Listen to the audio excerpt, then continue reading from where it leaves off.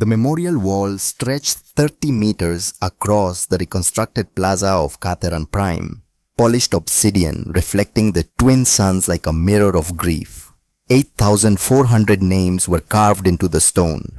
Catharan names, each one representing a life cut short by violence, by hatred, by the simple mathematics of invasion and occupation. At the very bottom, separate from the others, a single human name stood alone. Commander Brennan Cross, Terran Defense Initiative, died protecting those he never met. Elena Vosch stood before that name, her hand pressed against the warm stone. She was 43 now, her dark hair touched with silver at the temples, lines around her eyes that hadn't been there a year ago, lines carved by grief and gratitude in equal measure. Behind her, the restored city hummed with afternoon activity. Children played in parks that had been rubble. Market vendors called out prices for vegetables grown in soil that had been soaked with blood, life continuing as it always did, in defiance of those who would end it. But Elena wasn't thinking about the present. Her mind was 72 hours in the past, reliving the moment when everything changed. The moment when her desperate gamble had summoned not rescuers, but something far more terrifying, an armada. She closed her eyes and the memory pulled her back. 72 hours earlier, the sky above Catharan Prime had burned. Elena stood on the command deck of Orbital Defense Station Meridian, watching her world die in real time. The holographic display painted the tactical situation in colors that made her stomach clench. Red dominated the screen. So much red. 4 of their 6 defense stations were gone, reduced to expanding clouds of debris that caught the light of the twin suns. The Vorthan fleet had arrived 3 days ago, with the efficiency of a scalpel and the mercy of a hammer. Their ships were dark angular things that seemed to drink in light rather than reflect it. There were 47 of them, and they had turned Catharan orbital defenses into a shooting gallery. Commander, we've lost contact with Station Harmony. The voice belonged to Lieutenant Dax Merrin, young enough that his voice still cracked under stress. Energy spike detected at their location. They're gone. Elena said nothing. Words seemed inadequate to the weight of the moment.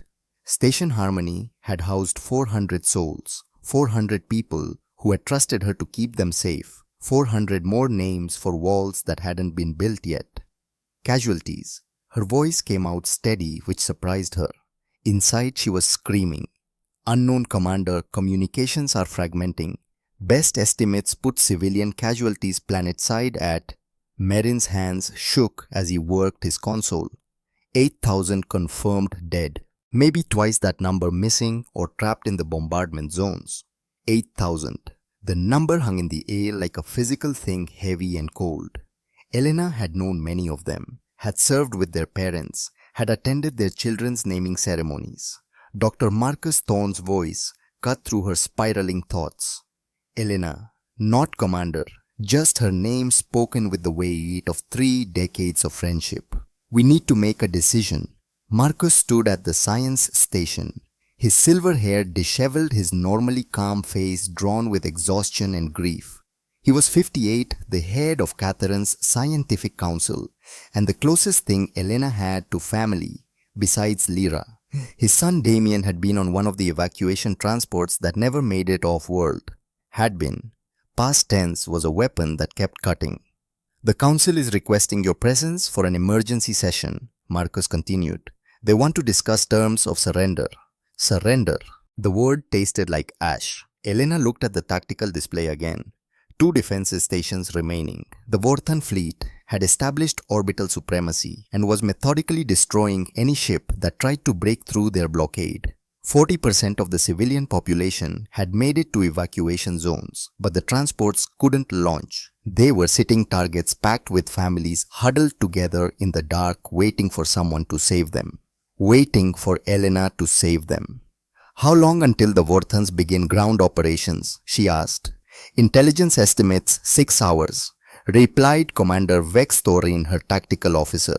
He was a veteran of the border conflicts 30 years ago, back when Catharan still had border conflicts to fight. Maybe 10 if we're lucky. They're setting up processing centers in the occupied zones. Processing centers. Such a clinical term for concentration camps.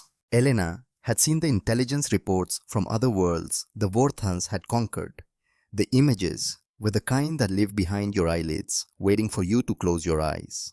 Men separated from families, children taken for education, women sent to labor camps where they worked until they couldn't work anymore, and then simply ceased to exist in any official record. The Vorthans called it integration. Everyone else called it what it was: genocide in slow motion. "Tell the council I'm on my way," Helena said. "And Marcus, come with me. I need your counsel." They took a shuttle down to the surface, weaving through debris fields that had been ships just hours ago. Through the viewport, Helena could see Catharan Prime spread out below like a jewel cracked and bleeding. Fires burned in 3 major cities. Smoke rose in columns that were visible from orbit. This was her world. These were her people. And she had failed them. The council chamber was chaos barely contained by protocol. 27 representatives shouted over each other, their voices rising and falling in waves of desperation and recrimination. Elena stood at the center podium and waited for the storm to break over her. Council leader Veriskail struck the resonance chime 3 times before order reluctantly returned. He was 81, his face a map of wrinkles, earned through a lifetime of diplomacy and compromise. Today he looked every one of those years. "Commander Vosh," he said, his voice carrying despite its frailty, "the council has voted 22 to 5. We must accept the Vorthan terms and surrender." The words landed like a physical blow. Elena felt Marcus tense beside her. The terms being, she asked, though she already knew: complete disarmament, Vorthan military occupation, economic integration into their empire. Kale paused, and when he continued, his voice had dropped to barely a whisper. "And labor conscription for all citizens between the ages of 15 and 60. Labor conscription." Another clinical term for slavery. Elena looked around the chamber at faces she had known her entire life. She saw fear there, yes, but also something worse: resignation. They had already decided to surrender their freedom because the alternative was to watch their children die. And maybe they were right. Maybe survival at any cost was better than principled extinction. But Elena couldn't accept that. Not yet. "Councillors," she said, "I propose an alternative." "There is no alternative," snapped Councillor Bren Marcus. He had lost his entire family in the first day of bombardment. "We cannot fight them. We are scientists, explorers, teachers, not warriors. We never have been." "Then perhaps," Elena said quietly, "it's time we called someone who is." The chamber fell silent. "The ancient beacon," Marcus said, understanding dawning in his eyes. "Elena, no. We don't even know if it works. It's 200 years old." "What beacon?" Cale demanded. Elena turned to face the full council. 200 years ago, when Catharan first reached the stars, our founders installed an emergency distress system. A beacon designed to send faster than light transmissions to any advanced civilizations within range.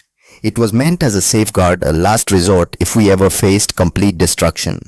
"And you want to activate it now?" Councillor Sarah Vex's voice dripped skepticism.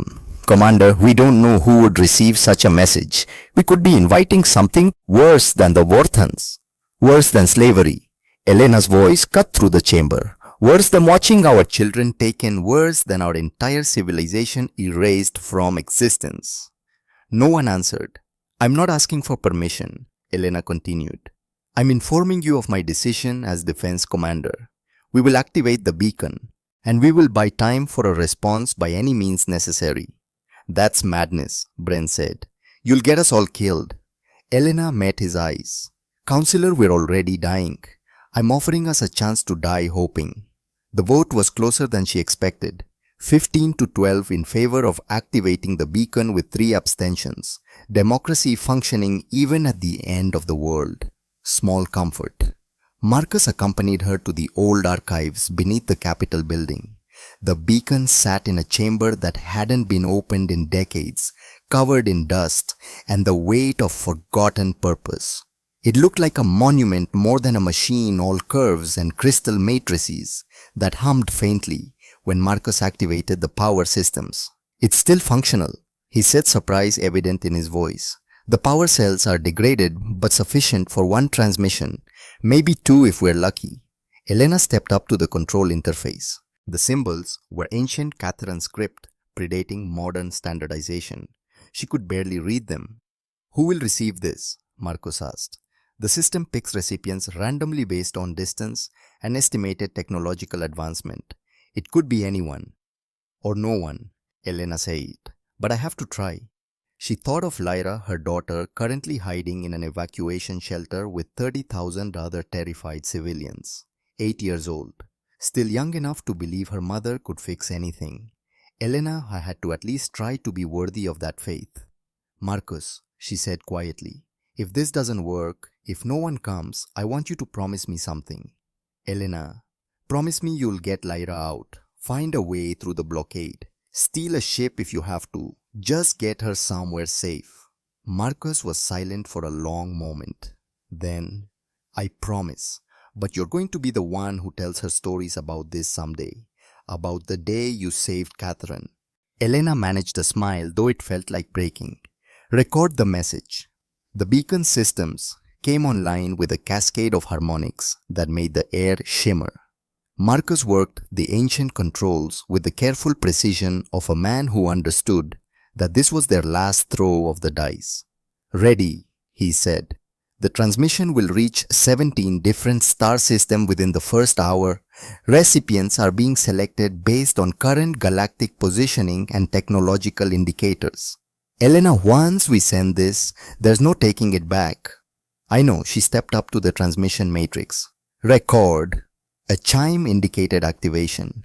Elena took a breath and spoke words that would change everything.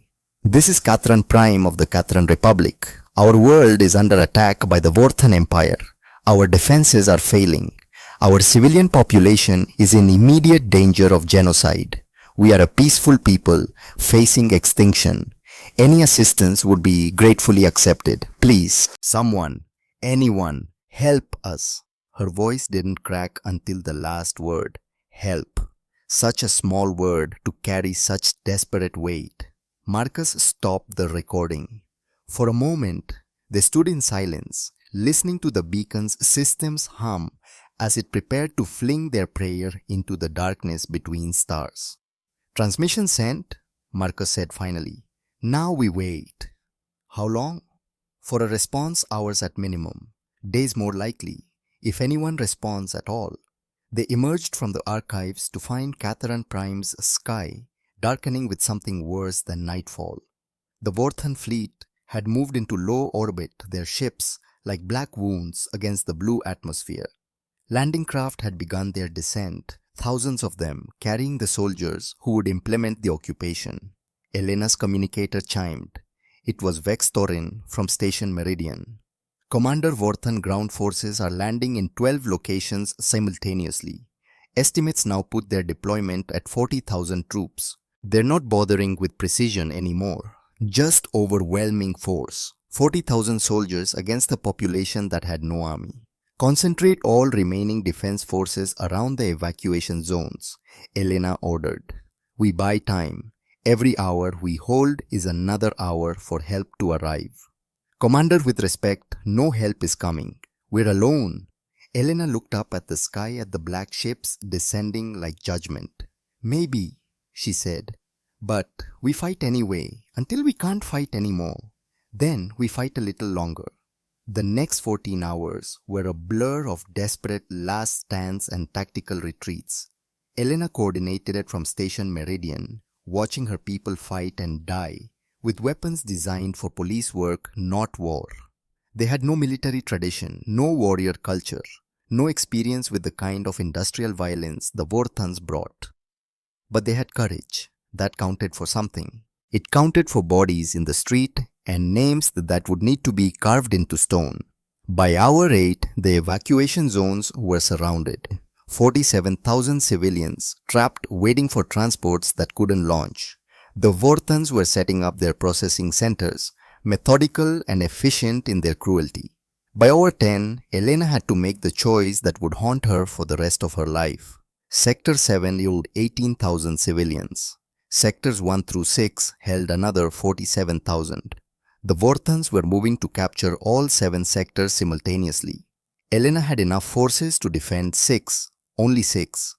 Commander Vex Thorin said, his voice flat with the kind of calm that came after shock had burned through all other emotions.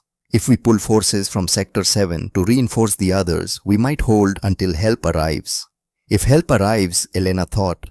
If anyone received the beacon, if anyone cared enough to respond. If. Do it, she said. The words came out steady, which was worse somehow. Pull all forces from Sector 7. Concentrate on the other 6 sectors. Commander, that's abandoning 18,000 people. I know what it is, Commander Thorin. She gave the order.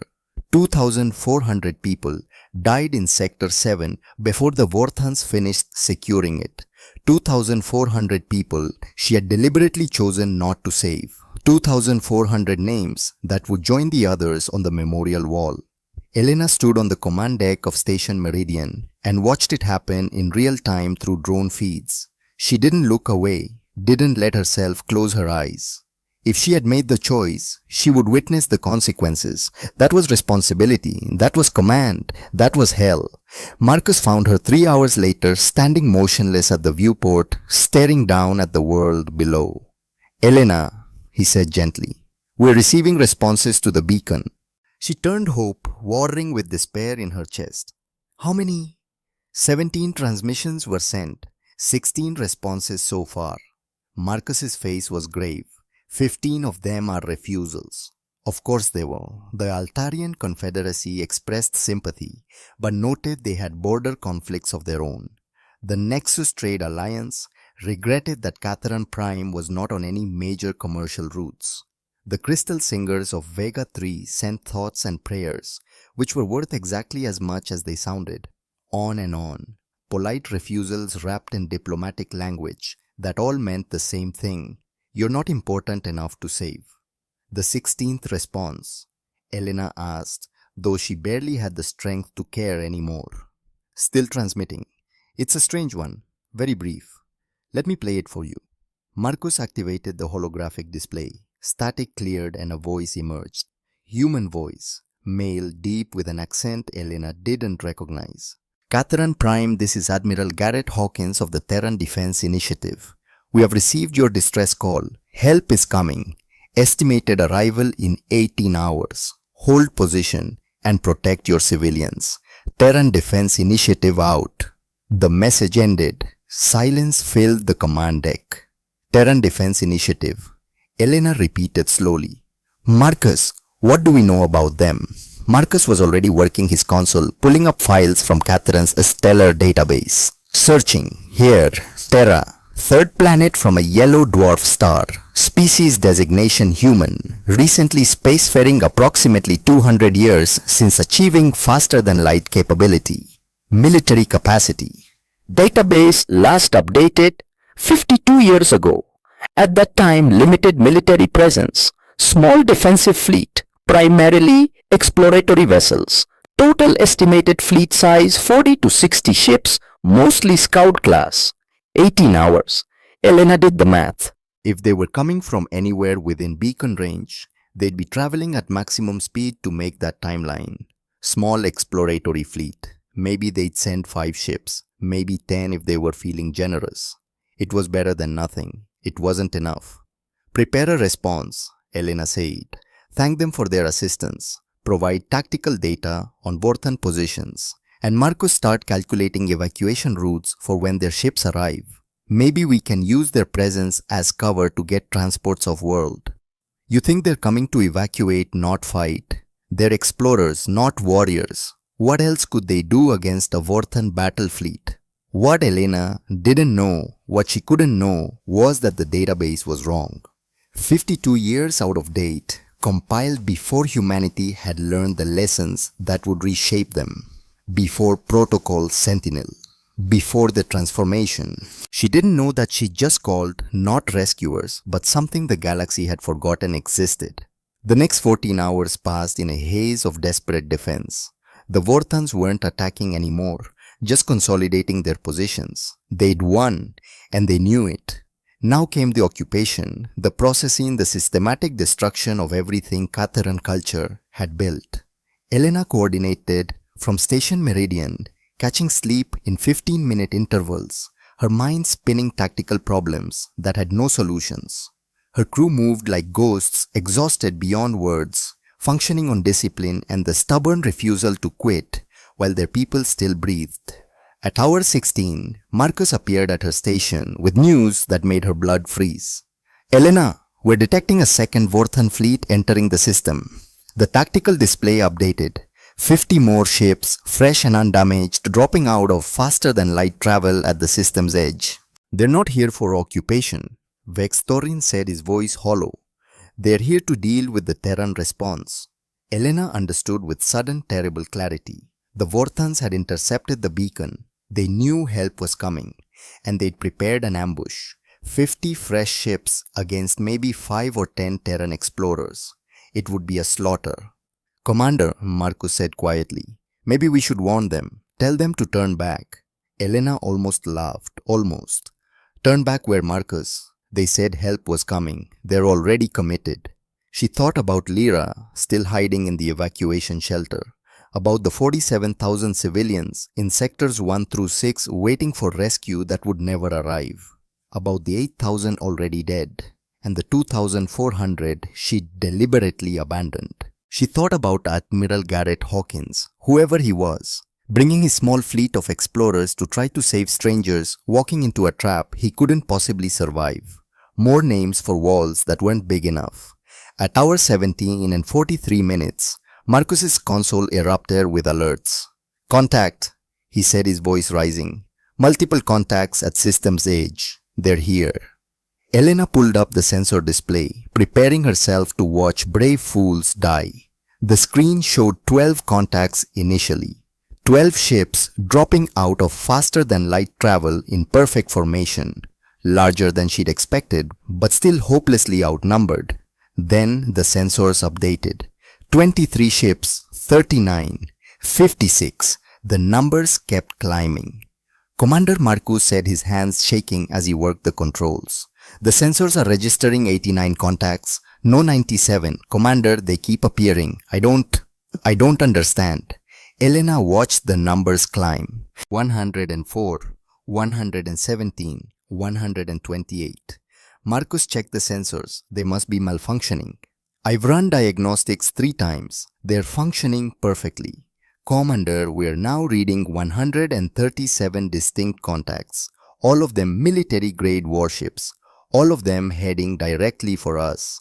137 warships. Elena stared at the display, her mind refusing to process what she was seeing. This wasn't a rescue fleet. This wasn't even a battle group. This was something else entirely. This was an armada. The Terran ships moved in formation so precise it looked artificial. They arranged themselves in a combat spread that covered thousands of kilometers, positioning themselves between Katheran Prime and both Vorthan fleets, with the casual efficiency of a species that had done this before, many times before. The lead ship was massive easily, 3 times the size of the largest Vorthan battleship. Its hull was smooth, almost organic colored in shades of grey and blue that seemed to shift in the starlight. No decorations, no intimidating spikes or aggressive angles, just pure functional lethality. A transmission came through on all frequencies, the same voice from before, but this time without the crackle of distance. Clear, strong, absolutely certain. Vorthan forces, this is Admiral Garrett Hawkins of the Terran Defense Initiative. You have attacked a species that has invoked Protocol Sentinel. You have committed acts of genocide against the civilian population. You have exactly 30 seconds to begin withdrawing all forces from this system. Failure to comply will result in your removal. This is your only warning. The transmission ended. Silence filled the command deck. Then, from the Vorthan flagship came a response. General Thain Vorak's voice was filled with contempt. Unknown species, you are interfering with a legitimate military operation authorized by the Vorthan Empire. This system and all its resources belong to us by right of conquest. You are outnumbered and outmatched. Withdraw immediately or phase. Your 30 seconds started 5 seconds ago, Hawkins interrupted. Make your choice. Elena watched the tactical display, her mind struggling to catch up with what was happening. 137 human ships. The database had said 40 to 60, mostly scouts. What were these on the display? The Vorthan fleets began moving the ships that had been consolidating their positions around Katheran Prime, repositioning to face this new threat. Nearly 250 Vorthan warships, veteran crews with decades of conquest experience. Against 137 ships from a species Katheran had dismissed as recently spacefaring explorers. The humans didn't move, didn't break formation, just waited with the patience of mountains. Commander Vex Thorin said, his voice barely a whisper. This isn't a rescue fleet. This is something else entirely. Elena couldn't answer, because she was starting to understand, and the understanding was terrifying. The database wasn't wrong about humanity being recently spacefaring. It was wrong about what they'd been doing for the last 52 years. They hadn't been exploring, they'd been preparing. The timer hit 0. The Vorthans hadn't moved, neither had the humans. Then Admiral Hawkins spoke one more time, and his voice carried the weight of judgment itself. Hostile action confirmed. All ships, you are weapons free. What happened next would be studied in military academies for generations. The Battle of Katheran Prime, the 47-minute war, the moment the galaxy remembered that humanity had never actually been peaceful. They'd just been waiting. The human fleet opened fire, and Elena Vos learned what an armada truly meant. The first volley from the Terran fleet arrived in silence. Space combat had no sound, no dramatic explosions that roared and echoed. Just light and physics, cause and effect played out across distances that made human comprehension meaningless. But what Elena Vosch witnessed from the command deck of Station Meridian defied every assumption she had ever made about the nature of warfare. The human ships didn't fire energy weapons. Not at first. Instead, they launched what looked like simple metal rods. Cylinders of tungsten and titanium, each one accelerated to a significant fraction of light speed by magnetic rails that ran the length of those massive ships. No warheads, no explosives, just mass and velocity married together in a union that made nuclear weapons look gentle by comparison. The mathematics were brutal in their simplicity. Kinetic energy equals 1/2 mass times velocity squared. When velocity approached the speed of light, the numbers became biblical. Elena watched the tactical display as the first wave of projectiles crossed the distance between fleets in seconds. The Vorthan ships activated their shields' energy barriers designed to deflect or absorb incoming fire. They had defended against energy weapons for decades, against missiles and torpedoes, against every conventional threat in their arsenal of experience. They had never faced relativistic kill vehicles. The projectiles didn't explode on contact with the shields. They simply punched through. The energy barriers that could turn aside particle beams and deflect laser fire might as well have been tissue paper. The tungsten rods passed through the shields like they weren't there, because at those velocities, nothing short of a planetary magnetic field could alter their trajectory. 3 Vorthan cruisers ceased to exist in the first 8 seconds. Not destroyed, not disabled. They simply stopped being ships and became expanding clouds of superheated plasma and debris. The kinetic impacts released the energy equivalent to tactical nuclear weapons, hulls designed to withstand direct hits from capital ship weapons vaporized. Internal bulkheads meant to contain breaches became shrapnel that turned crew compartments into abattoirs. Mother of stars. Marcus breathed beside Elena. His hands had stopped working the console. He was simply staring, his analytical mind struggling to process the magnitude of what they were witnessing. Elena said nothing. Words seemed inadequate, small. She thought about the database entry about humanity being recently spacefaring about limited military capacity. 52 years of bad data. 52 years of galaxy-wide assumption that these humans were young, inexperienced, perhaps naive in their exploration of the cosmos. The second volley launched. Then the third. The human ships fired in sequence, a rolling barrage that never seemed to end. Each vessel carried hundreds of those terrible rods, and they delivered them with the precision of a surgeon and the mercy of an avalanche. The Vorthan fleet tried to respond. Energy weapons lanced out across the void, brilliant beams of concentrated particles that would have reduced Catherine's defense stations to slag in seconds. They struck the human ships and simply stopped. Not absorbed, not deflected. The beams hit some kind of barrier and ceased to exist, their energy deleted from reality as if it had never been. What kind of shields are those? Vex Thorin asked, his tactical displays painting a picture that made no sense. Energy weapons are passing through without any degradation, then just terminating at the hull perimeter. That's not possible. But it was happening. Elena leaned forward, studying the engagement with the desperate focus of someone trying to understand the rules of a game she hadn't known existed. The human shields weren't deflecting energy. They were doing something else. Something that looked like selective annihilation of specific wavelengths. As if the shields could reach out into the fundamental structure of reality and simply erase the things they didn't like. The Vorthan fleet broke formation. After 19 minutes of one-sided slaughter with 23 of their ships reduced to expanding debris fields, they abandoned their coordinated attack pattern and scattered. It was the right tactical decision. Concentrated formations were target-rich environments.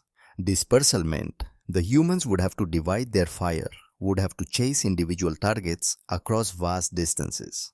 It didn't help. The human fleet split into smaller task forces without any apparent communication, each group peeling off to pursue clusters of fleeing Vorthan ships. They moved with the kind of coordination that spoke of either quantum-entangled communication systems or collective consciousness. Every ship seemed to know where every other ship would be, what targets they would engage, how the battle would flow. Elena watched one particular engagement magnified on her tactical display. A single human ship, smaller than most of its companions, but sleek and angular in a way that suggested predatory purpose, pursued 3 Vorthan destroyers. The Vorthan ships were firing constantly, pouring everything they had at their pursuer.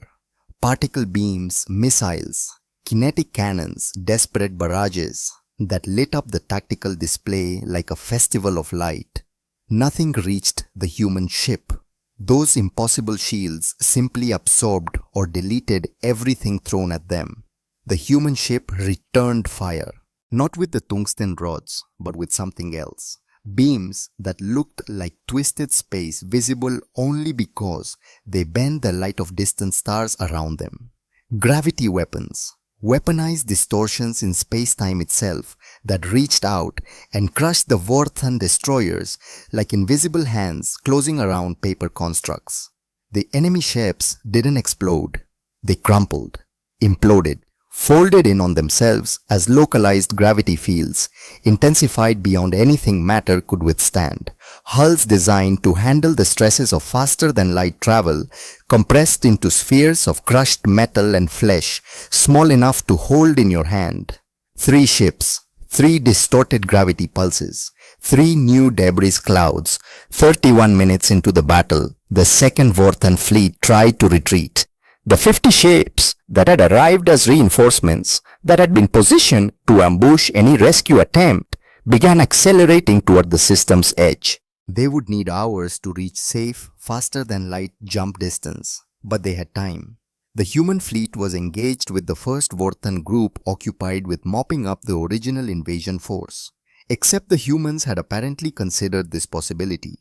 6 human ships broke away from the main engagement. Just 6. They accelerated on an intercept course with the fleeing Vorthan fleet, and they moved fast. Faster than anything Elena had seen before. The acceleration curves on her tactical display showed forces that should have turned any biological crew into paste against their bulkheads.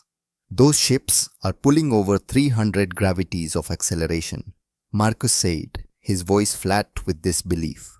Nothing living could survive those forces. Are they automated? I don't think so. Elena replied, watching the pursuit unfold. I think they have inertial compensation systems we can't even begin to understand. The 6 human ships overtook the fleeing Vorthan fleet in 18 minutes. Overtook and passed them, positioning themselves directly in the retreat path. Then, they stopped. Just stopped, matching velocity with the Vorthan ships in a display of casual mastery over physics that made Elena's head hurt. Then, they opened fire, not with kinetic weapons or gravity distortions. This time, they used something that looked like lightning-made solid arcing chains of energy that leaped from ship to ship, jumping through the Vorthan formation like electricity through a conductor. Except this electricity didn't follow the rules. It turned corners that shouldn't exist, passed through shields that should have blocked it, struck with precision that suggested intelligence behind each bolt. Ships died, power systems overloaded, reactors went critical.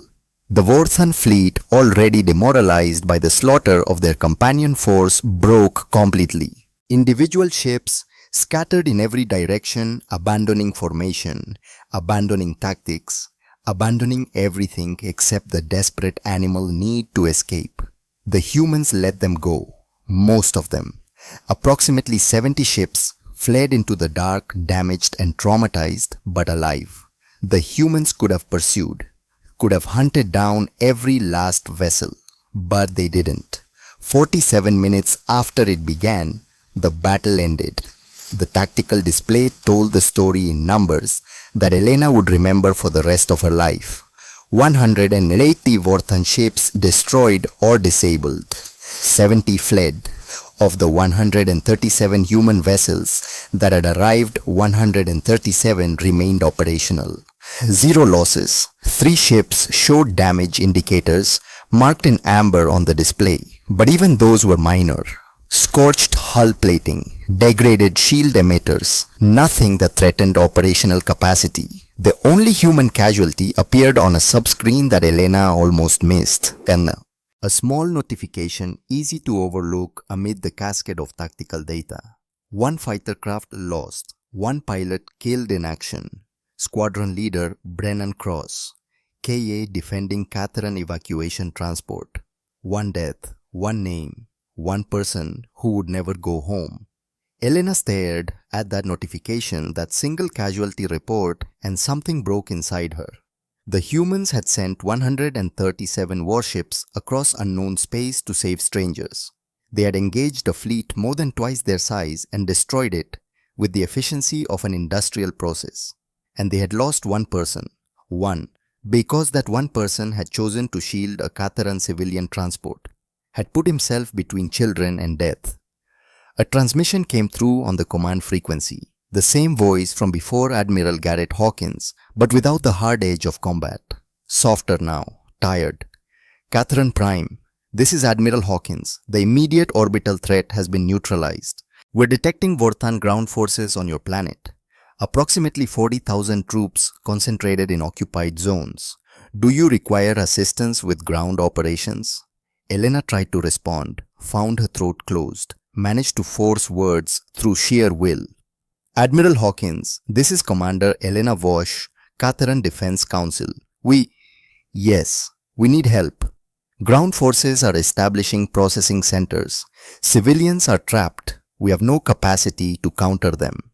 Understood, Commander. Marine landing operations will commence immediately.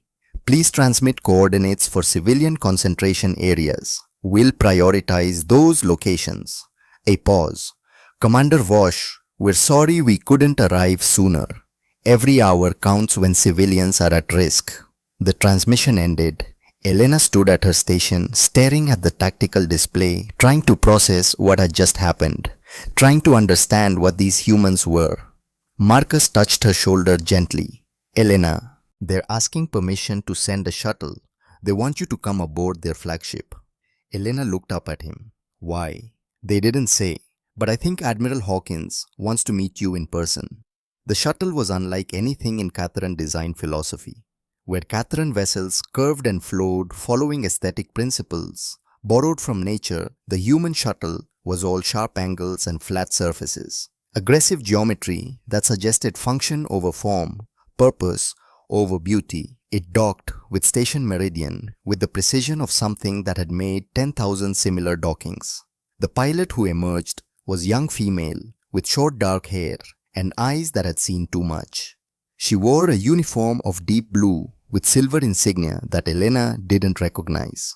"Commander Vosh, I'm Lieutenant Sarah Reeves. The Admiral is waiting aboard the Harmony. If you'll follow me." The interior of the shuttle was cramped and utilitarian. No windows, no decorative elements, just crash couches designed for high-gravity maneuvering and status display that painted technical readouts in 3 languages, one of which Elena could almost read. The flight to the Harmony took 12 minutes. Elena spent them in silence, her mind replaying the battle. 47 minutes. 180 ships destroyed. 0 human losses except for the one pilot who had chosen to die protecting strangers. What kind of civilization sent an armada to save people they'd never met? What kind of military force fought with such overwhelming superiority, yet showed restraint enough to let survivors flee? The Harmony was enormous up close, 3 kilometers from bow to stern, bristling with weapon systems that had been dormant during the battle. The ship Elena had watched destroy dozens of Vorthan vessels had been fighting with a fraction of its capacity. The implications made her dizzy. The docking bay could have held Station Meridian with room to spare. The shuttle settled onto a landing platform amid dozens of other craft, fighters and shuttles and things Elena couldn't identify. Maintenance crews moved with the choreographed efficiency of long practice. Everything clean, everything ordered. Everything suggesting an organization that had been doing this for a very long time. Lieutenant Reeves led Elena through corridors that seemed to stretch forever. They passed crew members who moved with the confident stride of professionals, men and women of various ages, but all sharing a certain bearing, military bearing, the kind that came from training and discipline and experience in situations where mistakes meant death. These were not explorers, not scientists, not merchants. These were warriors who had learned to pretend to be something else. The door to Admiral Hawkins's ready room opened automatically. The space beyond was surprisingly modest. A desk, a small table with chairs, walls covered with screens displaying tactical data and stellar charts. And standing at the viewport, looking out at Catherine Prime, below a man who carried the weight of command like a familiar burden. He turned as Elena entered. Garrett Hawkins was 56 years old. His file would later tell her, but he looked older. Silver threaded his dark hair, lines carved deep around his eyes and mouth. A scar ran along his left jaw, faded but visible. He wore a uniform similar to Lieutenant Reeves's, dark blue with silver insignia that marked him as flag rank. His eyes were what Elena noticed most. Tired eyes, old eyes, eyes that had seen things that left marks deeper than scars. "Commander Vosh." His voice matched the man, deep and weathered. "Thank you for coming. Please sit." Elena sat. Hawkins settled into the chair across from her, moving with the careful precision of someone managing old injuries. "Your people fought well," he said. 14 hours holding against overwhelming force. That takes courage." "We died well, you mean?" Elena hadn't meant for the bitterness to show. 8,000 dead before you arrived. 2,000 more that I deliberately abandoned to save others. We're explorers, Admiral. Scientists. We don't know how to fight wars. But you did anyway. That's what matters." "Does it?" Elena met his eyes. "Your database entry said you were recently spacefaring. Limited military capacity. We expected 5 ships, maybe 10. You brought 137 warships. You destroyed 2 Vorthan fleets in less than an hour with 0 losses. Who are you? What are you?" Hawkins was quiet for a moment. When he spoke, his voice carried a weight that suggested these were words he'd said before in other rooms to other people who'd asked similar questions. "We didn't lie, Commander. Your database is accurate. We are recently spacefaring. 203 years since our first faster-than-light flight. That entry was compiled 52 years ago, and at that time we were exactly what it said. Explorers, scientists, merchants, a small defensive fleet, maybe 40 ships total, mostly scouts and survey vessels. Then what changed? We learned a lesson. Hawkins turned to look out the viewport again. 53 years ago, we had a colony, Kepler 442, beautiful world, green valleys, clean air, home to 52,000 people, farmers mostly, teachers, artists, people who'd left Earth looking for a quiet place to raise their children. Elena waited. She could feel the shape of what was coming. They were attacked by raiders, pirate confederation that had been operating in the outer territories for decades. They sent a distress call, asked for help, asked us to please come save them. Hawkins's hands tightened on the armrest. The government debated for 8 hours whether Kepler 442 was strategically important enough to deploy military assets, whether the raiders might negotiate, whether intervention would set a bad precedent. By the time we arrived, he continued, his voice flat, 52,000 people were dead. Every single one. The raiders had been thorough. They killed everyone. Men, women, children, elderly. Everyone. Elena felt cold spreading through her chest. I was 23 years old, a junior tactical officer on one of the response ships. I was part of the team that went down to the surface. Hawkins turned back to face her, and his eyes were ancient. I found a girl, 10 years old. She was in what had been a schoolhouse, still sitting at her desk, holding a wooden horse hand-carved. Beautiful craftsmanship. Someone had loved her very much to make something like that. Her name was Rebecca Marsh. I learned that later from the survivor records. She'd wanted to be a veterinarian. She loved animals. Drew pictures of them in her notebooks. Hawkins paused. She'd been dead for 6 hours when I found her. Dead because politicians had debated, because strategic importance had to be assessed, because 8 hours was too long. The silence in the room was absolute. We swore. Hawkins said quietly, never again. Not one more Rebecca. Not one more colony waiting for help that arrived too late. We created Protocol Sentinel. Total mobilization of all military assets when any distress signal is received. No debate. No assessment of strategic value. Someone calls, we come. For 53 years, he continued, we've been building. Every shipyard, every resource, every advance in technology, all directed toward one purpose, ensuring that when the next distress call came, we would not fail. We would not arrive late. We would bring sufficient force that no one would ever doubt our capacity to protect. Elena understood. You've been preparing for 53 years. For anyone who needed help. For anyone who called. You're not special commander. You're just the ones who asked. Hawkins leaned forward. That database entry was right. We were explorers. Peaceful. Limited military. All of that was true. We just decided to become something else. Something that could protect the Rebecca Marshes of the galaxy. 137 ships, Elena said. Is that all you have? No, that's the third fleet. We have 9 fleets total, each one comparable in size and capability. Over 1,200 warships, all built in secret, all hidden behind the mask of peaceful exploration. Hawkins smiled, and it was a sad thing. We let the galaxy think we were harmless, young, naive. Because predators don't attack what they fear, they attack what they think is weak. You used us as bait. The words came out before Elena could stop them. No, Hawkins' voice hardened. We came to save you. That you were attacked at all is a failure on our part. We should have made ourselves visible enough that no one would dare.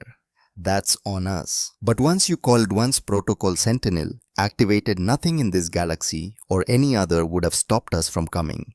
Elena thought about Sector 7, about the 2,400 people she'd deliberately abandoned, about the impossible choice she'd made, knowing that some deaths were necessary to prevent greater deaths.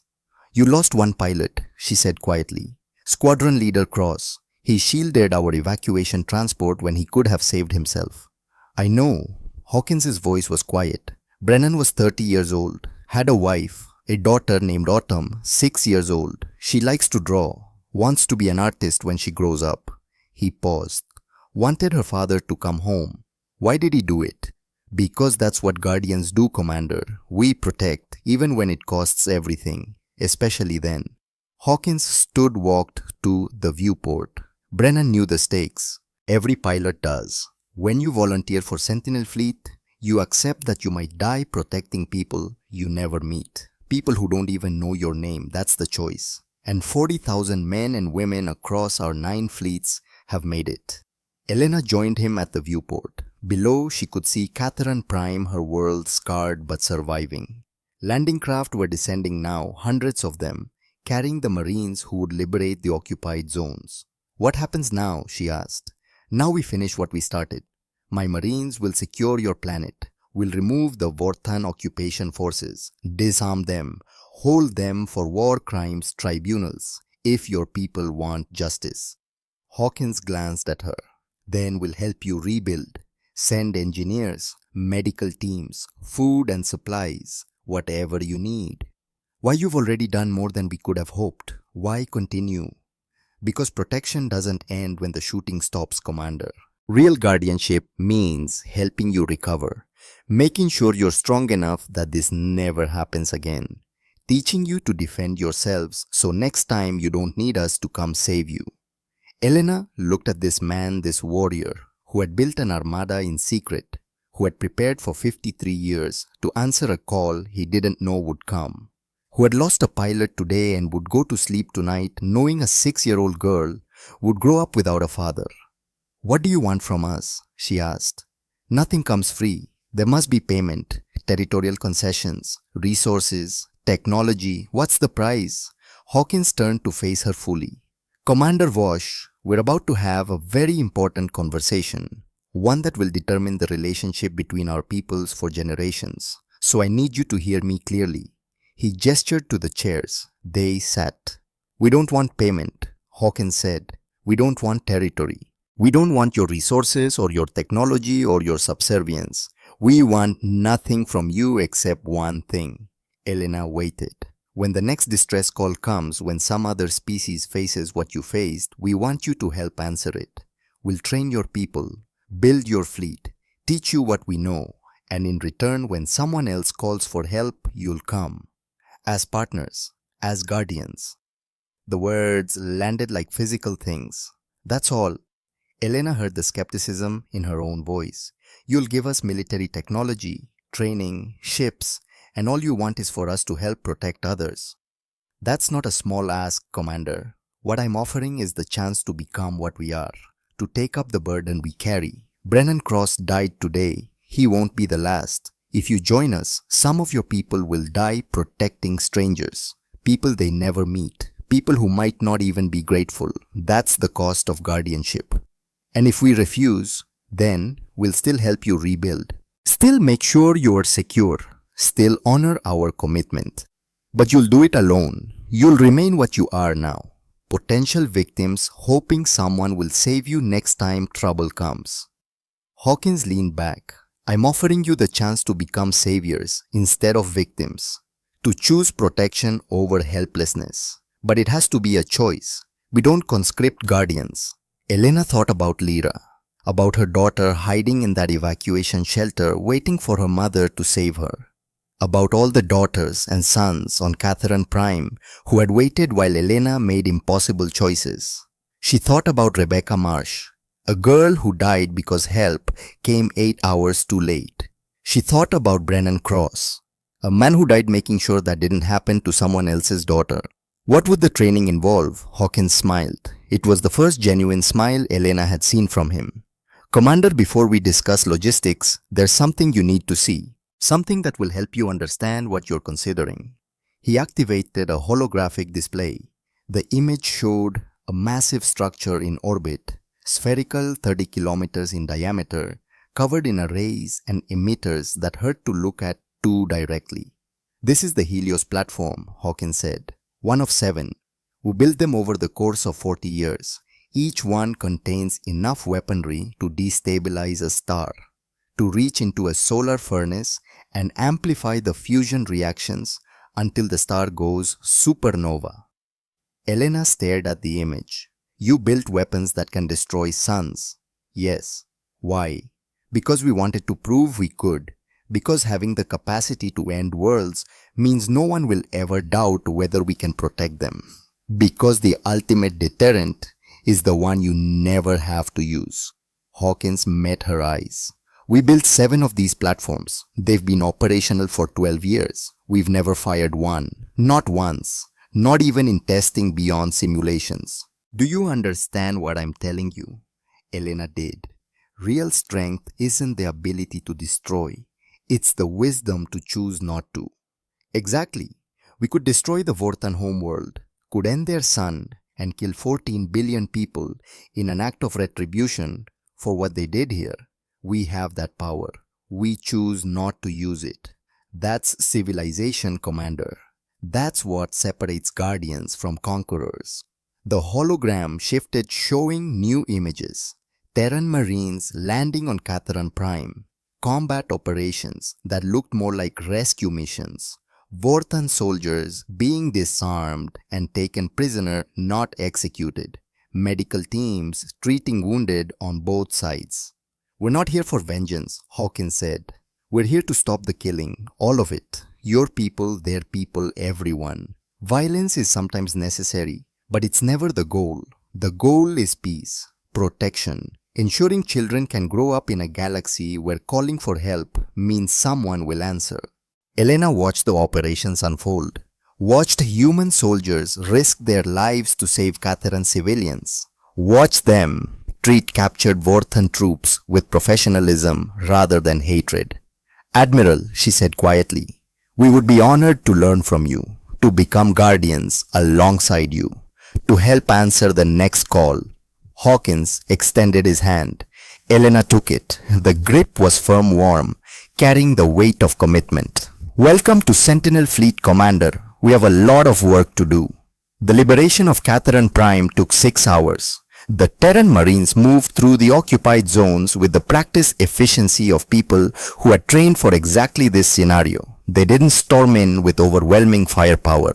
Instead, they moved surgically, isolating Vorthan positions, cutting off communications, offering surrender before engaging.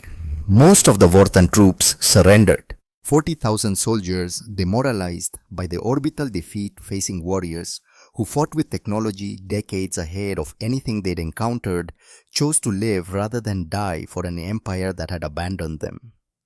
3,000 chose to fight. They died in minutes. Elena watched from the Harmony's command center as Sergeant Cade Rivers led his platoon into Processing Center Alpha, the center where Marcus and Lyra had been held with 4,000 other Catharan civilians. The feeds from the Marines' helmet cameras showed dark corridors, frightened faces, Vorthan guards who realized too late that resistance was futile. Rivers was 36, his service record showed. 15 years in the Marines. Veteran of 8 combat operations across 6 star systems.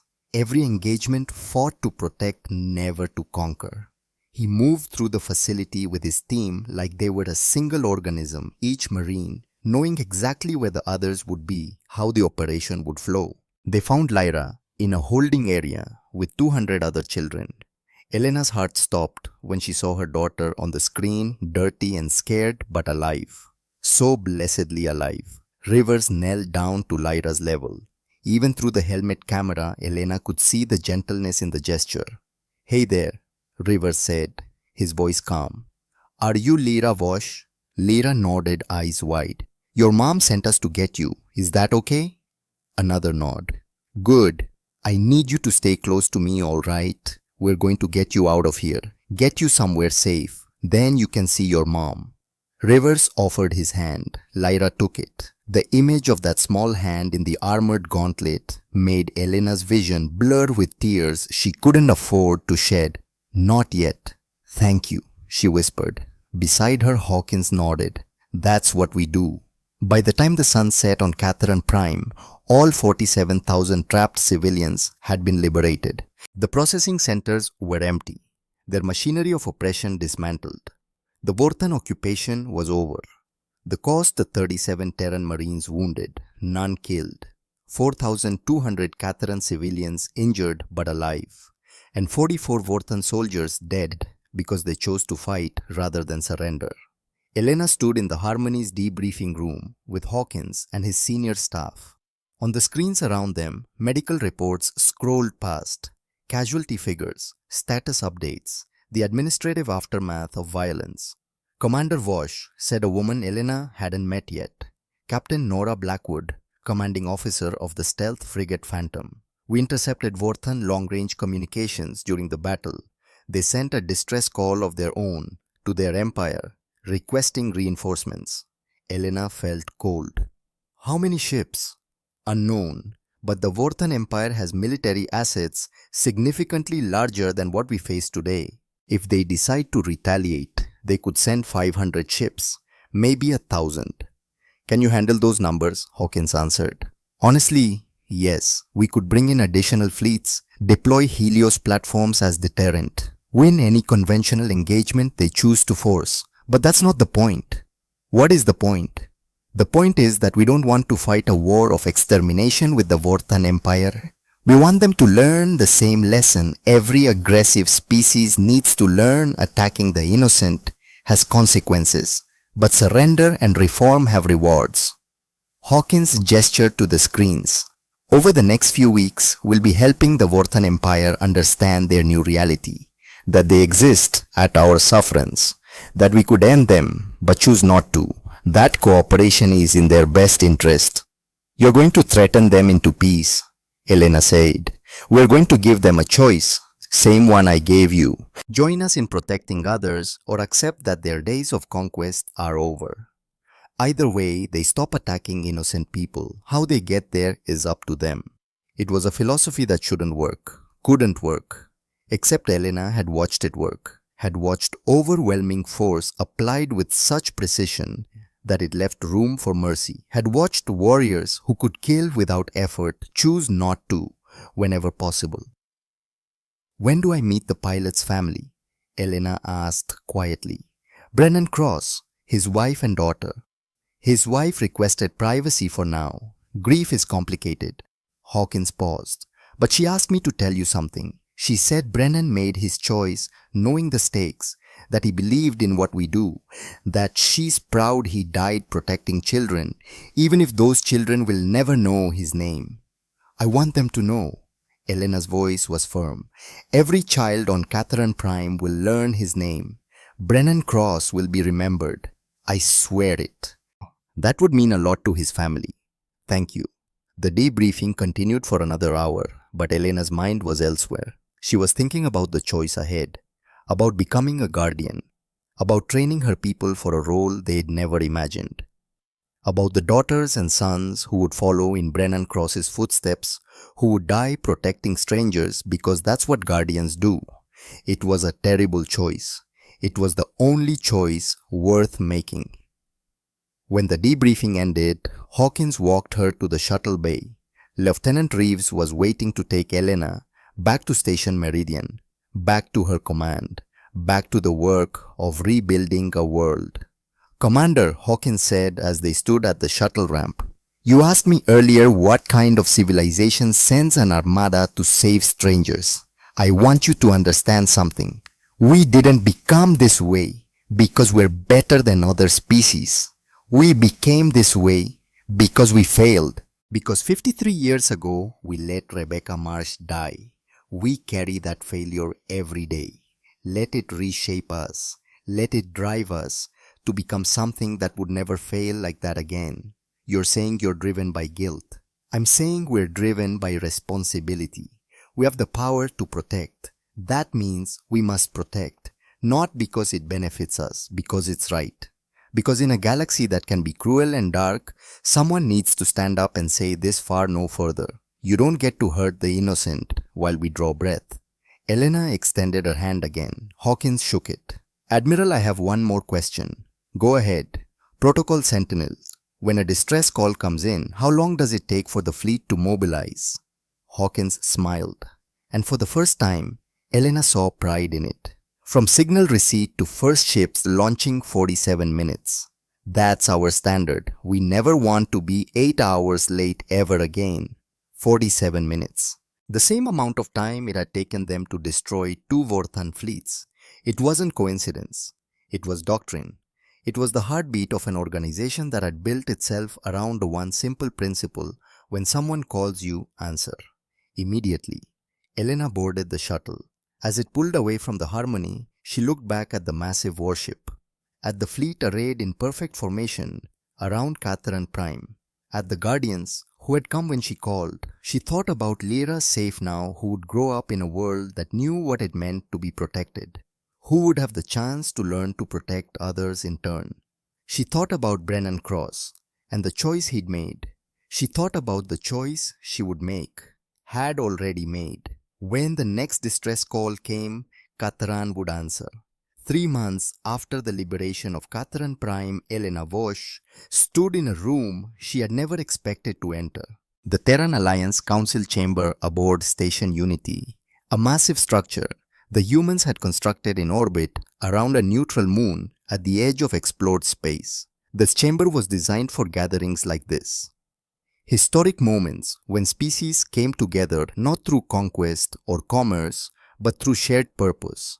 17 civilizations had sent representatives.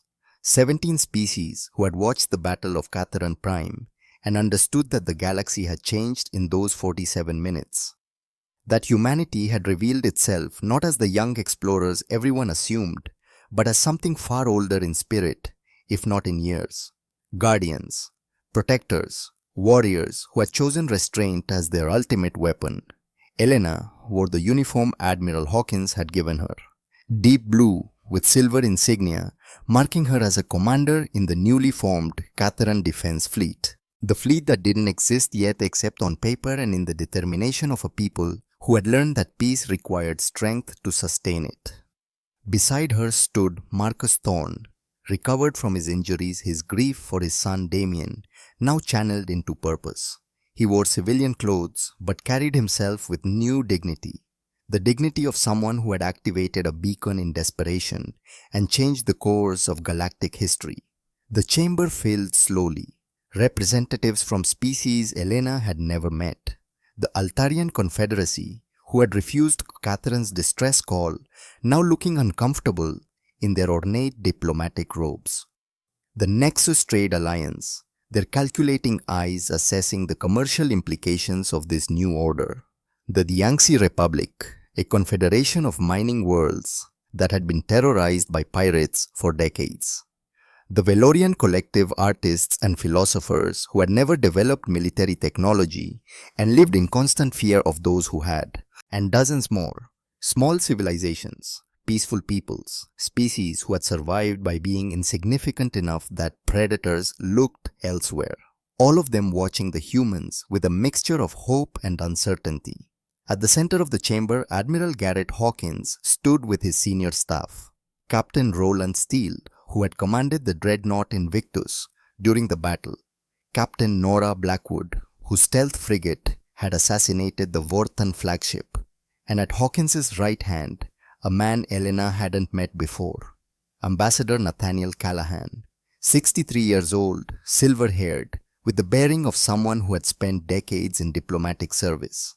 His face carried the same tired wisdom as Hawkins, the same weight of difficult choices made and lived with. The chamber fell silent as Callahan stepped to the central podium. His voice when he spoke carried without amplification. The acoustics were perfect, intentional. Honored representatives, Callahan began. 3 months ago, a species we had never met sent a distress call into the darkness. They were facing genocide, extinction, the systematic destruction of everything their people had built over 3 centuries of peaceful exploration and scientific advancement.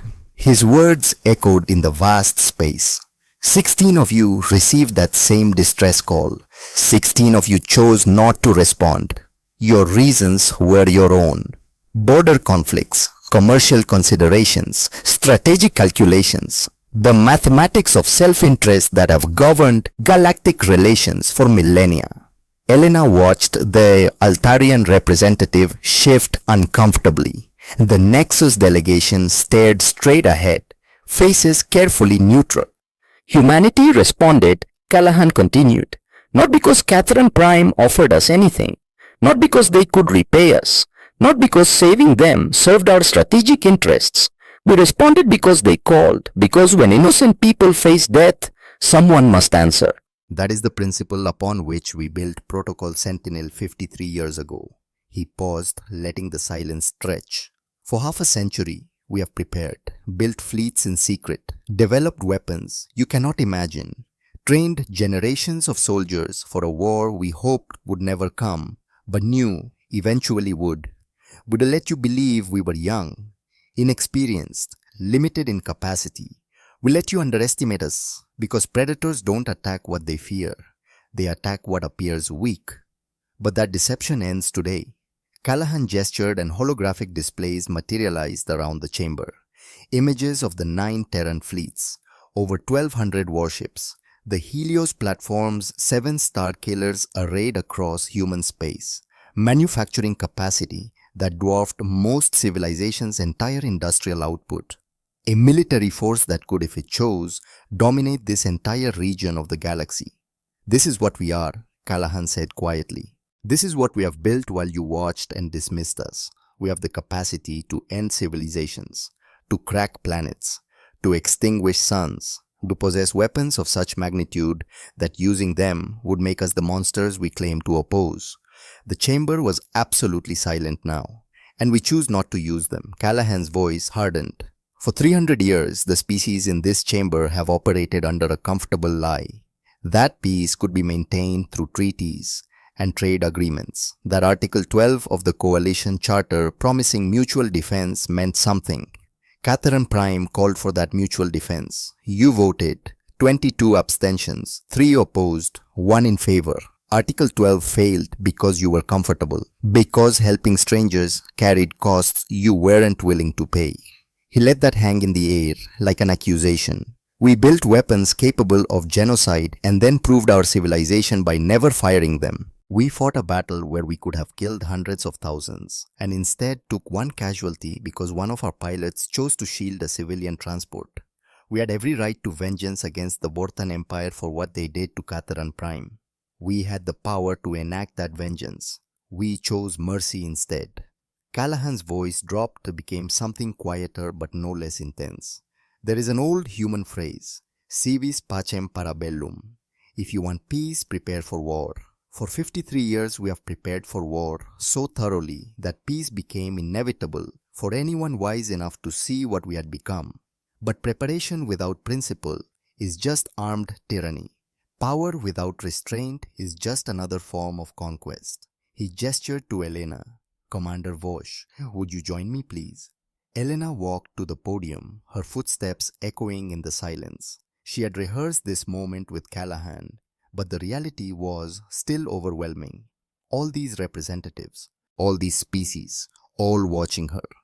Commander Vosh, Callahan said formally, on behalf of the Terran Defense Initiative and the people of humanity, I present the offer of formal alliance between our peoples. An alliance predicated not on commercial gain or territorial expansion, but on shared principles, the protection of innocent life, the opposition to aggressive expansion.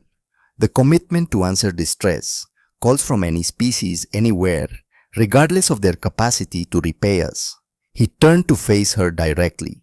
We offer to train your people, to help you build a defensive fleet, to share our technology and tactical knowledge. In return, we ask only that when the next distress call comes, you answer it with us, as partners, as guardians. Do you accept these terms? Elena had thought about this moment for 3 months, had discussed it with the reformed Catherine Council, had lain awake nights wondering if she was leading her people into something they weren't ready for. If the price of becoming guardians was too high for a species that had known only peace, then she thought about Lyra, about her daughter who was alive because Brennan Cross had chosen to die protecting her, about the debt that could never be repaid, only honored. On behalf of the Catherine Republic, Elena said, her voice steady, we accept, we will learn from you, we will train with you, and when others call for help, we will answer. Callahan extended his hand. Elena took it. The holographic recorders captured the moment the image that would be broadcast across 100 worlds, the first formal alliance of the Terran Protectorate. Welcome, Commander. Welcome to all Catharan people. You are no longer victims waiting for rescue. You are guardians learning to protect others. The chamber erupted. Not in applause. There was too much tension for that, but in a cascade of diplomatic responses. Other representatives requesting to speak. Delegations conferring urgently among themselves. Ambassador Thorin of the Diangxi Republic was the first to approach the podium. She was small even by her species standards, her skin the blue-gray of her mining world, her eyes large and dark with the adaptation of people who spent generations underground. Ambassador Callahan, Thorin said, her voice barely above a whisper. My people have been terrorized by pirate confederations for 30 years. Our ships are destroyed, our colonies looted. We have sent distress calls to the coalition repeatedly. No one has ever come. Will you answer if we call? Callahan's expression softened. Ambassador Thorin, if you request alliance under the terms I've outlined, then attacks on your people become attacks on all of us. We will come. We will train your people to defend themselves. We will help you build the capacity to protect your own worlds. But you must be willing to do the same for others when their turn comes. Mitu, we are miners, not warriors. The Catharan were scientists, not warriors. Now they're learning. The question isn't what you are now. It's what you choose to become.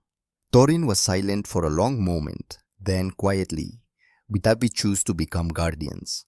The next 3 hours were a cascade of similar moments. Species after species approaching the podium. Some requesting alliance immediately. Others asking questions about obligations, about costs, about what happened if they couldn't or wouldn't fight when called upon. Hawkins answered those questions with the patient precision of someone who had anticipated every concern. If you join and cannot fight, you contribute in other ways. Medical support, engineering, supply chains. Guardianship takes many forms, but you must contribute something. This isn't a protection racket where we defend you in exchange for nothing. That's vassalage. We're offering partnership. By the time the session ended, 7 species had formally requested alliance. 7 civilizations committing to the principles of mutual protection and shared burden. The Diangxi Republic, the Velorian Collective, 3 others Elena had never heard of, and Catharan the first, the ones who had called when no one else would answer. Elena found Hawkins afterward in a quiet observation room overlooking the chamber. He stood at the viewport watching the diplomatic vessels depart, his expression unreadable. 7. Elena said, joining him. Is that more or fewer than you expected? About right. Change is frightening. What we're offering requires these civilizations to fundamentally alter how they see themselves, from potential victims to active protectors. That's not a small psychological shift. The Altarians didn't request alliance, neither did Nexus. No, they're too comfortable, too invested in the current system. It will take more than one demonstration to convince them. Hawkins turned to face her. But 7 is enough to start. 7 species committed to answering the next distress call. 7 civilizations learning to be guardians. That's a foundation we can build on. Elena looked out at the stars. Somewhere out there, someone else was probably facing what Catharan had faced. Someone else was desperate, frightened, watching their world burn. How long until we're ready? She asked. How long until Catharan has a fleet that can actually help? You'll receive your first 3 ships in 6 months. Training vessels, older Terran designs that we've upgraded. Your people will train on those while we build the next generation. Full operational capability, 3 years, maybe 4. 3 years, that's a long time for people who need help now. It is. That's why we maintain our 9 fleets, who cover the gap until our partners are ready, then we cover it together. Hawkins paused. Elena, there's something you need to understand. Something about the cost of what we do. Brennan Cross. More than that. Cross was killed in action. Quick, clean. He died doing what he trained for. But guardianship exacts other prices. Psychological ones, moral ones. You'll ask your people to fight for strangers. Some of them will die. Some will come home changed, haunted by what they've seen and done. Some will question whether it's worth it, whether protecting people they never meet justifies the cost. Elena thought about the choice she'd made in Sector 7, the 2,400 people she'd deliberately abandoned. I already know about impossible choices, Admiral. You know about one impossible choice made in extremity. Command will require you to make those choices routinely, to send people into danger, to accept casualties as the price of success, to live with the names of the dead while the living move on and forget. Hawkins's voice was quiet. That's the real burden of guardianship, not the fighting. The living with what the fighting costs. How do you do it? I remember Rebecca Marsh, the girl who died because we arrived 8 hours late. I remember that every decision I make, every order I give, every ship I deploy, it's all in service of making sure there's never another Rebecca. That helps, most days. They stood in silence for a while, watching the stars, two people who had been forced to become something they never expected. Commander and guardian, student and teacher. Admiral, Elena said finally, thank you for coming when we called, for not being 8 hours late. Thank you for calling, Hawkins replied, for giving us the chance to do what we've prepared 53 years to do, for letting us be guardians instead of just soldiers waiting for a war. 1 year after the liberation, Catherine Prime held its first memorial ceremony. The wall that Elena had stood before in her memory was now real polished obsidian, stretching across the plaza that had been rebuilt on the ruins of what the Vorthans had destroyed. 8,400 names, every Catharan who had died in those terrible 3 days, and at the bottom, separate but honored, one human name. Commander Brennan Cross, Terran Defense Initiative, died protecting those he never met. The ceremony drew thousands, Catharan families who had lost people, survivors from the processing centers, children who had been rescued by Terran Marines, and 3 humans who had traveled across space to attend. Admiral Hawkins, Sergeant Cade Rivers, who had led the liberation of Processing Center Alpha, and Mira Cross, widow of Brennan, with their daughter Autumn, now 7 years old. Elena had dreaded this meeting. What do you say to someone whose husband died saving your people? How do you express gratitude that feels simultaneously infinite and insufficient?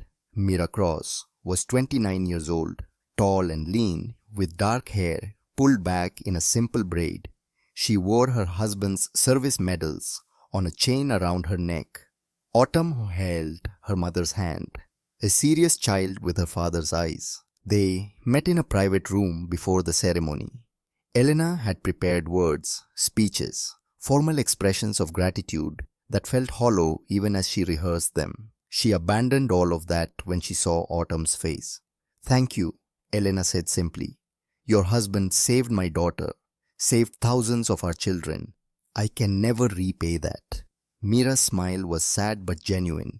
Commander Vosh Brennan knew what he was doing. He volunteered for Sentinel Fleet, trained for 8 years for moments exactly like that. He believed in what humanity was building, believed that protecting innocent life was worth any price. That doesn't make it hurt less. No, it doesn't. Mira touched the medals at her throat. But it means something. He died as he lived, protecting people. That's not a small thing. Autumn tugged at her mother's hand. Mom, can I say something? Of course, sweetheart. The girl looked up at Elena with eyes far too old for 7 years. My dad talked about you, about the Catharan. He said you were brave, that you fought even when you were scared, that you called for help even when you didn't know if anyone would answer. Elena knelt down to Autumn's level. Your father was braver. He came when we called. He protected my daughter Lyra when he could have saved himself. He would have wanted that, Autumn said seriously. Dad always said, the bravest thing is choosing to help when you don't have to, when you could stay safe but you come anyway. Elena felt tears threatening. This child who would grow up without a father was trying to comfort her. Would you like to meet Lyra? Elena asked. She's here. She's 9 now. She draws pictures of your father, wants to make sure everyone remembers him. Autumn brightened. Really? Can I see them? The memorial ceremony began an hour later. Thousands gathered in the plaza as the twin suns set casting long shadows across the obsidian wall. Elena stood at the podium looking out at faces she had known her entire life, people who had survived because of choices made by strangers. 1 year ago, Elena began, her voice carrying across the plaza. We faced extinction. Our defenses were failing. Our people were being processed for slavery and extermination.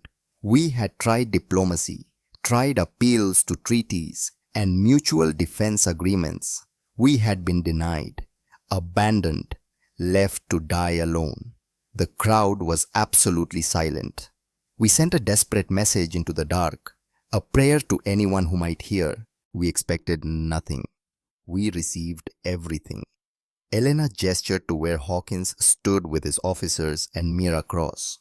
Humanity came, not with 5 ships, not with 10. They came with 137 warships. They came prepared for total war.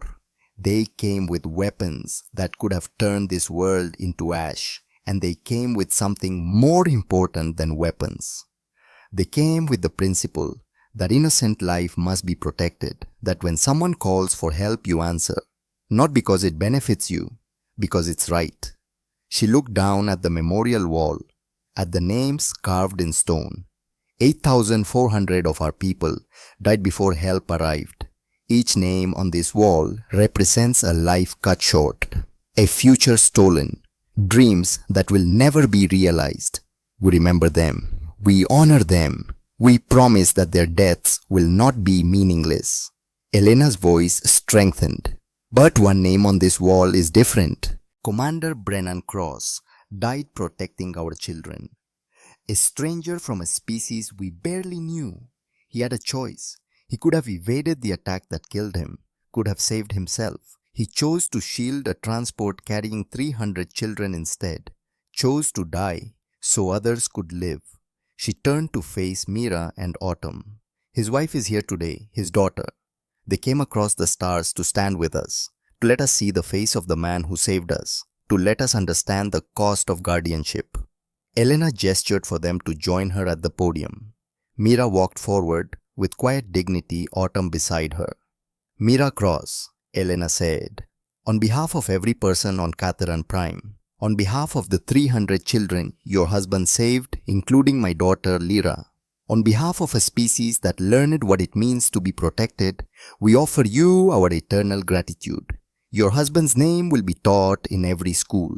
His sacrifice will be remembered by every generation. He will never be forgotten. Mira's voice was soft but steady. Brennan believed that protecting the innocent was the highest calling.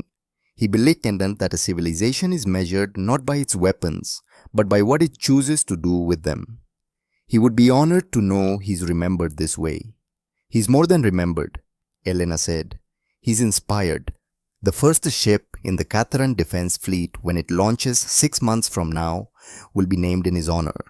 The CDS Brennan's shield will carry his legacy, will answer distress calls the way humanity answered ours. The crowd erupted, not in applause, but in a sound that was uniquely Catharan, a harmonic hum that built and resonated the sound their species made to honor the dead and celebrate the living.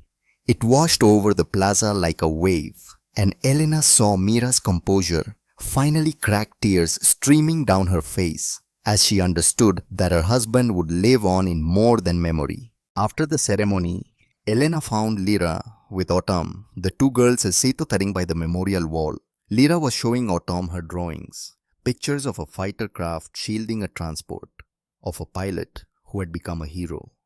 "Mom," Lyra called when she saw Elena. "Autumn's dad saved me. She said he would have wanted me to be safe." "He did, sweetheart. He absolutely did." Autumn looked up at Elena with those old eyes. "Will you teach us? When we're older, will you teach us to be guardians like my dad?" Elena glanced at Mira, saw the fear there, the knowledge that her daughter was already planning to follow in her father's footsteps. "If that's what you choose," Elena said carefully, "when you're old enough to understand the cost, when you can make that choice with open eyes, then yes, we'll teach you." "I already understand," Autumn said. "The cost is sometimes you die protecting people, But the cost of not protecting them is they die and nobody cares. Dad said, caring was the whole point. Elena knelt beside both girls. Your father was right. Caring is the whole point. Everything else, all the ships and weapons and training, it's just tools. The caring is what makes us guardians instead of just soldiers.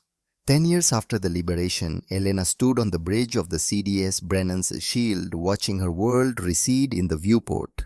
The ship was a masterpiece of combined Catharan and Terran engineering, incorporating the best of both civilizations' technology.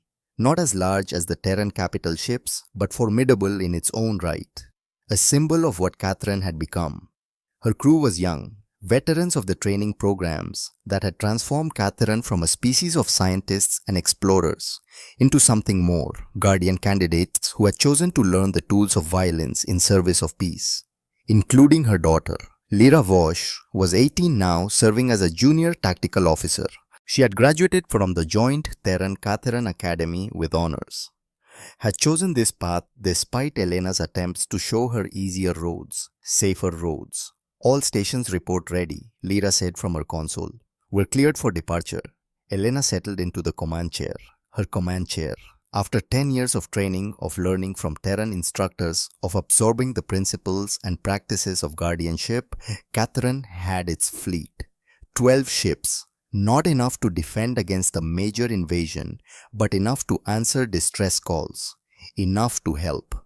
Take us out, Lieutenant Vosh, Elena said, formally. Standard departure trajectory. The Brennan's Shield, along with 3 companion vessels, accelerated away from Catharan Prime. They were joining a Terran task force for patrol duty in the border regions areas where pirate activity was common and distress calls frequent. Marcus's voice came over the communication system from his position on the surface. He taught at the Naval Academy, now 68 years old, training the next generation of Catharan officers in the principles of guardian warfare. Elena, he said, safe journey. Bring them home. We will, Marcus. Brennan's shield out. The journey to the rendezvous point took 3 days. During that time, Elena drilled her crew relentlessly. Combat simulations, damage control exercises, rescue operations, everything they might face when a distress call came. Because it would come. That was the one certainty. Somewhere in the vast darkness, someone would call for help. And now, Catharan would be there to answer. They met the Terran task force in a binary star system, 18 ships under the command of Captain Iris Monroe, the youngest flag officer in Sentinel Fleet. At 39, she had a reputation for aggressive tactics tempered by genuine care for civilian populations. Commander Vosh, Monroe said via holographic transmission, "Welcome to Task Force 7. We're honored to have the Brennan's Shield with us. How's your crew?" "Ready, Captain, eager to prove themselves. They'll get their chance. This region has active pirate confederations and 2 low-level territorial disputes. We run patrols, respond to distress calls, and occasionally have to convince aggressive parties that they really don't want to fight us." Over the next 6 months, Elena learned what guardianship meant in practice. It meant long patrols through empty space. It meant responding to calls that turned out to be false alarms or misunderstandings. It meant the tedium of vigilance, broken by moments of intense action. They answered their first real distress call 4 months into the patrol. A mining colony on a barren moon, attacked by pirates seeking their refined ore. 2,300 civilians under siege, local defenses overwhelmed. The colony had perhaps 6 hours before the pirates breached their last shelters. Task Force 7 responded in 42 minutes. Elena watched from the Brennan's Shield as Captain Monroe's task force moved with the precision she'd come to associate with Terran operations. 3 ships to deal with the pirate fleet, 3 more to provide orbital support, the Catharan vessels assigned to evacuation support and medical assistance. The pirates fled the moment they detected the task force. Smart enough to know they were hopelessly outmatched, Monroe let them go, focusing instead on securing the colony and treating the wounded.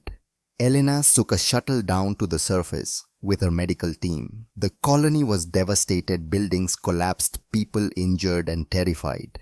But alive. They would survive because someone had answered their call. A young woman approached Elena as her team worked. Covered in dust, bleeding from a head wound, but standing straight. "You came," she said simply. "We called, and you came." "Of course we came," Elena replied. "That's what guardians do." The woman started crying, not from pain, Elena realized, but from relief. From the overwhelming weight of fear suddenly lifted. Elena held her while she wept, this stranger she had never met, and understood completely what Hawkins had tried to teach her. This was the point, not the ships or the weapons or the strategic victories. This moment, this person, alive because someone cared enough to come. More calls followed. Some they reached in time, some they didn't. Each one was a lesson. Each one carved its mark on Elena's crew, on Lyra, on everyone who wore the Guardian's burden. The worst was a colony transport that had been attacked between systems. By the time Task Force 7 arrived, all 2,000 people aboard were dead. Pirates had killed them when they realized a Guardian fleet was coming, eliminating witnesses rather than risk capture. Elena stood on the bridge of the Brennan's shield, looking at the drifting hulk of that transport, and felt something inside her harden. This was the cost. Not just the people you saved, but the ones you couldn't save. The ones who died because evil existed, and sometimes evil acted faster than Guardians could respond. "Commander," Lyra said quietly, "long-range sensors are tracking the pirate vessels. They're 6 hours ahead, but we could catch them." Elena thought about pursuit, about vengeance, about making the pirates pay for what they'd done. "No," she said finally. "We document this. We send the evidence to Terran intelligence. They'll hunt these pirates properly, with sufficient force to capture them for trial. Our mission is protection, not vengeance." "They killed 2,000 people, Mom." "I know, and they'll answer for that, but we don't abandon our mission to chase them. Someone else might need help. Someone else might be calling right now." It was the hardest decision she'd made since Sector 7, to let the pirates go, to trust in the system, to remain guardians rather than become executioners. Lyra was silent for a long moment, then quietly, "You're right. I hate it, but you're right." "Guardianship isn't about what we hate or what we want," Elena said. "It's about what we must do, what we've committed to do. Protection, not punishment." That night alone in her quarters, Elena allowed herself to grieve for the 2,000 who had died, for the choice she'd made, for the weight of command that never seemed to get lighter no matter how long she carried it. She thought about Hawkins, about his 53 years of carrying that weight, about Rebecca Marsh and all the people who had died because help came too late or not at all. She thought about Brennan Cross, who had died making sure help arrived, and she understood finally completely what it meant to be a guardian. Not just the heroic moments or the dramatic rescues, but the grinding, endless commitment to show up, to answer, to care when caring was hard and costly, and guaranteed to break your heart. 10 years after liberation, 6 months into active patrol, 23 distress calls answered, 19 successful rescues, 4 failures that would haunt her forever. This was guardianship. This was the choice she had made. 20 years after the liberation of Catharan Prime, Elena Vosch retired from active command. She was 63 years old, her body marked by decades of service, her mind carrying memories of battles fought and lives saved and losses that never stopped hurting. She took a position at the Terran Catharan Naval Academy, teaching the next generation of officers. Not tactics or strategy, those were covered by younger instructors. Elena taught what she called guardian philosophy, the principles that made the difference between being soldiers and being protectors. Her students were young, eager, full of idealism and determination. They reminded her of herself 2 decades ago, standing in that council chamber, accepting alliance, thinking she understood what it meant to be a guardian. "The question you have to answer," Elena told her class of 47 cadets, is not whether you can fight. The military will teach you to fight. The technology will give you the tools to win battles. The question is whether you can care, whether you can maintain empathy across light years and language barriers and cultural differences that make communication difficult. She walked between the rows of students, Catherine and humans, and the Yangtze and 7 other species now part of the alliance. 31 civilizations now, 31 species committed to answering the calls. Guardian warfare is not about defeating enemies, Elena continued. It's about protecting innocence. Sometimes those are the same thing, sometimes they're not. You have to know the difference. A young Catherine officer raised her hand. Cadet Vera Nix, top of her tactical class. Commander, what about when protection requires killing? When the only way to save the innocent is to destroy the threat. Then you destroy the threat. Elena said simply, but you do it with precision, with restraint. You don't kill more than necessary. You don't allow anger or hatred to guide your actions. You remain professional, clinical. You kill because you must not, because you want to. How do you live with that? Elena was quiet for a moment. You remember the ones you saved. You honor the ones you lost. You accept that the burden of guardianship is carrying both weights for the rest of your life. And you do it anyway because the alternative is letting innocent people die when you could have stopped it. She thought about Sector 7, about the 2,400 people she deliberately abandoned 20 years ago. About choices that never stopped cutting, no matter how much time passed. Some of you won't make it, Elena said bluntly. Not because you'll die, though some might, but because the weight will break you, because caring for strangers across decades wears down even the strongest people. There's no shame in recognizing you can't carry that burden. Better to step aside than to break while in command. But for those of you who can carry it, who choose to carry it, you'll be part of something that matters. You'll answer calls from the desperate. You'll arrive when no one else will come. You'll be the reason someone's child grows up safe. That's not a small thing. After the class, Elena walked the academy grounds. The facility had been built jointly by humans and Catherine architecture, blending both species aesthetics. Gardens where students could reflect, training facilities where they could practice, memorials where they could remember. She stopped at one particular memorial. A statue of a fighter pilot standing at attention looking toward the stars. At the base, a simple inscription, Commander Brennan Cross, Guardian. He came when called.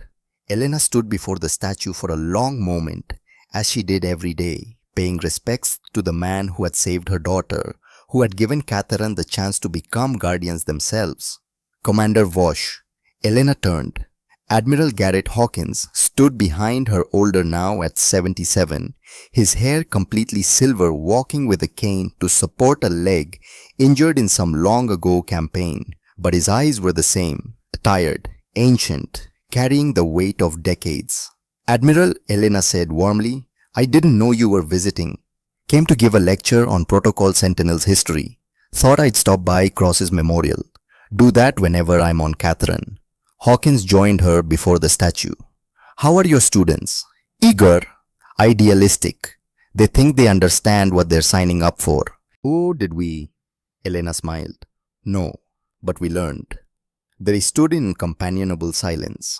2 guardians who had fought side by side, teacher and student, now colleagues in the eternal work of protection. 43 conflicts resolved since we formed the alliance, Hawkins said. Minimal casualties in most. Former enemies joining as partners. The Vorthan Empire sent a delegation last month requesting observer status. They want to learn our methods. The ones who tried to exterminate us want to become guardians. People change. Civilizations change. We were tyrants once, Elena. Conquerors. We chose to become something else. Why can't they? Because I remember what they did. The processing centers, the 2,400 I abandoned. And they'll remember that we spared them when we could have destroyed them. That we helped them rebuild. That we offered partnership instead of punishment. Hawkins turned to face her. Guardianship means protecting even people who don't deserve it. Even people who hurt us. That's the hardest part. Elena knew he was right, hated that he was right, But that was guardianship, protecting everyone, even the ones who had been enemies. Have you heard from Mira Cross? Elena asked, changing the subject. She remarried 3 years ago. Good man, teacher. Autumn graduated from the academy last year, assigned to the 5th Fleet, already distinguished herself in 2 operations, following in her father's footsteps. Isn't that what we all do? Follow the guardians who came before us. The academy's alert system chimed. A distress call. Somewhere in the darkness, someone was calling for help. Elena and Hawkins watched as the base erupted into controlled chaos. Ships powering up, crews rushing to stations, instructors calling cadets to observation posts where they could watch how a response was coordinated. 47 minutes. That was still the standard. From signal receipt to first ships launching. A promise kept across more than 70 years now. Do you ever wonder, Elena asked quietly, if we're making a difference, if all this, all the training and preparation and sacrifice, if it actually matters? Hawkins smiled. I stopped wondering the day we saved Catherine Prime. Every person who grows up safe because we answered their call, that's the difference. Every species that joins the alliance and learns to protect others, that's the difference. Every student in your class who becomes a guardian, that's the difference. Rebecca Marsh still haunts you. Every day, but so do the thousands who didn't die because we learned from her. Because we chose to become guardians instead of remaining failures. Both can be true, Elena. The grief and the purpose. They watched the ships launch. 12 vessels from the academy joining the response fleet. Among them, Elena could see the newest Catherine ship, the CDS Lyra's Hope, commanded by her daughter. 38 years old now, a captain, a guardian in her own right. Elena thought about the girl she'd been hiding in that evacuation shelter waiting for a mother to save her. Now she was the one doing the saving. That was legacy. That was what it meant to be a guardian. Not just protecting people yourself, but teaching others to protect. Creating a cycle that would continue long after you were gone. They're responding to a call from the Sigma Draconis system, Hawkins said, checking his data pad. Reports of pirate activity. 3 inhabited moons at risk. 40,000 civilians. The same number that had been on Catherine Prime. The same stakes. But this time help was coming in 47 minutes. This time those civilians wouldn't die waiting for politicians to debate strategic importance. Lyra will handle it well, Elena said. She's ready. She learned from the best. They stood together, watching the ships disappear into faster-than-light travel, carrying guardians to answer a call. The work continuing. The mission ongoing. The promise kept. Elena thought about the beacon Marcus had activated 20 years ago, about the desperate prayer sent into darkness, about expecting nothing and receiving everything. She thought about the choice she'd made that day in the Alliance Council chamber, to learn, to train, to become a guardian herself. She thought about Brennan Cross, whose sacrifice had given her people the chance to become protectors instead of victims. And she thought about the future, about all the students she would teach, about all the calls they would answer, about the cycle of guardianship continuing across generations and species and time. Somewhere in the darkness, someone would call for help. And someone would answer. That was civilization. That was choice. That was what separated light from darkness, guardians from tyrants, hope from despair. Not the weapons, not the ships, not the technology. The choice to care when caring was hard. The choice to answer when answering was costly. The choice to protect when protection might mean death. That simple choice made and remade every day by thousands of guardians across dozens of species was what held the darkness at bay. Elena Vosch, retired commander of the Catherine Defense Fleet, teacher of Guardian philosophy, survivor of Sector 7, stood with Admiral Garrett Hawkins and watched the stars. And somewhere in those stars, help was arriving, right on time.